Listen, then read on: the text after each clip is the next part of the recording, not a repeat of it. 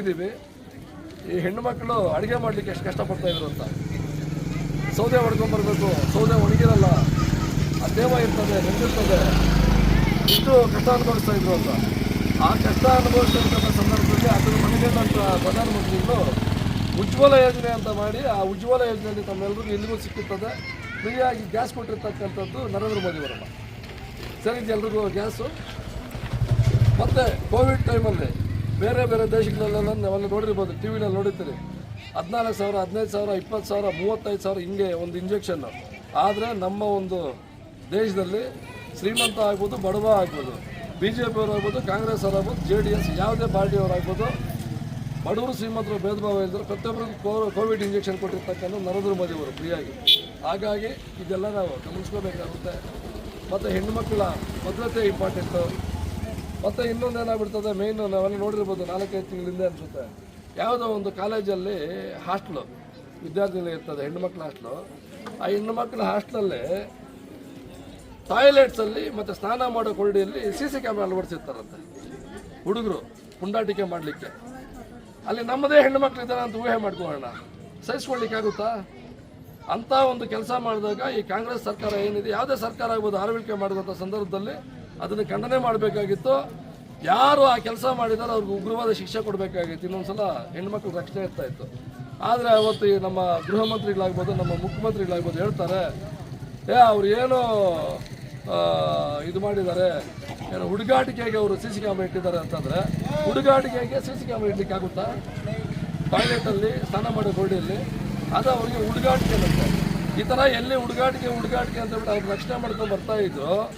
ಇತ್ತೀಚೆಗೆ ನಾವೆಲ್ಲ ನೋಡಿದ್ದೀವಿ, ನೇಹ ಅನ್ನೋ ವಿದ್ಯಾರ್ಥಿನಿನ ಕಾಲೇಜ್ ಕ್ಯಾಂಪಸ್ಸಲ್ಲಿ 11 ಬಾರಿ ಚಾಕುವಲ್ಲಿ ಚುಚ್ಚಿ ಸಾಯಿಸ್ತಾರೆ ಅಂತ.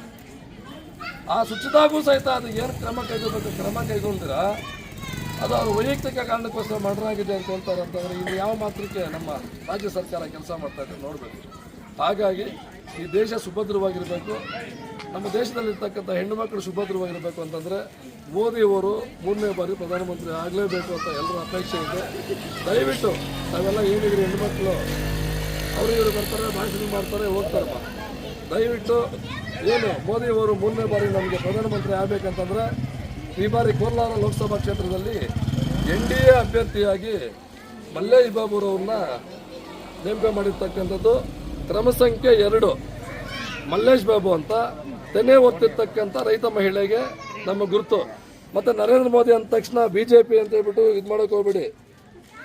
ಸಿಂಬಲ್ ನಾವು ತೆನೆ ಒತ್ತ ರೈತ ಮಹಿಳೆಗೆ ವೋಟ್ ಹಾಕಿದ್ರೆ ಈ ಸಲ ಈ ಅಭ್ಯರ್ಥಿನ ಗೆಲ್ಲಿಸಿದ್ರೆ ಪ್ರಧಾನಮಂತ್ರಿಗಳಾಗತಕ್ಕಂಥ ನರೇಂದ್ರ ಮೋದಿ ಅವ್ರನ್ನ ಗೆಲ್ಲಿಸಿದಂಗೆ ನಾವು. ಪ್ರಧಾನಮಂತ್ರಿ ನರೇಂದ್ರ ಮೋದಿ ಅವ್ರಿಗೆ ವೋಟ್ ಆಗಬೇಕಂದ್ರೆ ಇವ್ರಿಗೆ ವೋಟ್ ಆಗಬೇಕು. ಈ ಸಲ ಪ್ರಧಾನಮಂತ್ರಿಗಳು ಮತ್ತು NDA ಅಭ್ಯರ್ಥಿಯಾಗಿ ಇವ್ರನ್ನೇ ನೇಮಿಸಿರೋದ್ರಿಂದ ಈ ಬಾರಿ ದಯವಿಟ್ಟು ಎಲ್ಲ ಹೆಣ್ಮಕ್ಳು ಮಲ್ಲೇಶ್ ಬಾಬು ಅಂತ ಕ್ರಮ ಸಂಖ್ಯೆ 2 JDS ಅಭ್ಯರ್ಥಿ ಇವರು BJP ಬೆಂಬಲಿತ ಅಂದರೆ NDA ಬೆಂಬಲಿತ ಆಗಿರೋದ್ರಿಂದ ಯಾವುದು ಕನ್ಫ್ಯೂಷನ್ ಮಾಡ್ಕೊಳಕ್ಕೆ ಹೋಗ್ಬೇಡಿ. ಬೂತಲ್ಲಿ ಹೋಗ್ಬಿಟ್ಟು BJP ಒಳ್ಳೆ ಕೆಲಸ ಮಾಡಿದ್ದಾರೆ, ನರೇಂದ್ರ ಮೋದಿ ಕೆಲಸ ಮಾಡಿದ್ದಾರೆ ಅಂತ ಸಿಂಬಲ್ ಕನ್ಫ್ಯೂಸ್ ಮಾಡ್ಕೊಂಡಿರಾ. ಯಾವುದೇ ಸಿಂಬಲ್ ಕನ್ಫ್ಯೂಷನ್ ಆಗೋದು ಬೇಡ. ನಮ್ಮ ಸಿಂಬಲ್ ಇದೆ, ತೆನೆ ಒತ್ತ ರೈತ ಮಹಿಳೆ. ಅರ್ಥ ಆಯ್ತಲ್ಲ? ಯಾವುದು ಸಿಂಬಲ್ ನಮ್ಮದು? ತೆಲುಗು ಮಾತಾಡ್ತಾರಾ? ಕೊಸುಮೋಪು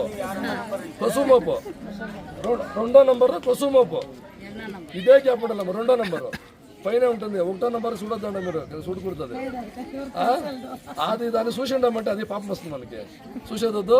2వ నంబరు ఇట్లా ఉంటుంది, ఇది ఇట్లుంటుంది, పైన ఉండేది మనకి అవసరం లేదు. 2వ నంబర్ గుర్తుకి ఓటేసి ఈ మల్లేష్ బాబుని గెలిపిస్తే ప్రధానమంత్రి నరేంద్ర మోదీ వాళ్ళు 3వ కిత అయ్యేదానికి మనం సపోర్ట్ చేసినట్లయితుంది. ಸುಭದ್ರ ಸರ್ಕಾರ ಕೊಟ್ಟಂಗೆ ಆಗುತ್ತೆ. ಹೆಣ್ಣು ಮಕ್ಕಳಿಗೆಲ್ಲ ಭದ್ರತೆ ಕೊಡಬೇಕಂದ್ರೆ ನರೇಂದ್ರ ಮೋದಿ ಅವರು ಈ ದೇಶದಲ್ಲಿ 3ನೇ ಬಾರಿ ಪ್ರಧಾನಿ ಆಗಬೇಕಂತ ಕೋರ್ತಾ ಏನೋ ತಮ್ಮೆಲ್ಲರಿಗೂ ಇಲ್ಲಿ ಮತ ಹಾಕಿರೋ ಮಟ್ಟಿಗೆ ತಮ್ಮೆಲ್ಲರಿಗೂ ಒಂದ್ಸಲ ಮಾತು ಮುಗಿಸ್ತೀನಿ. ಜೈ ಹಿಂದ್, ಜೈ ಹಿಂದ್.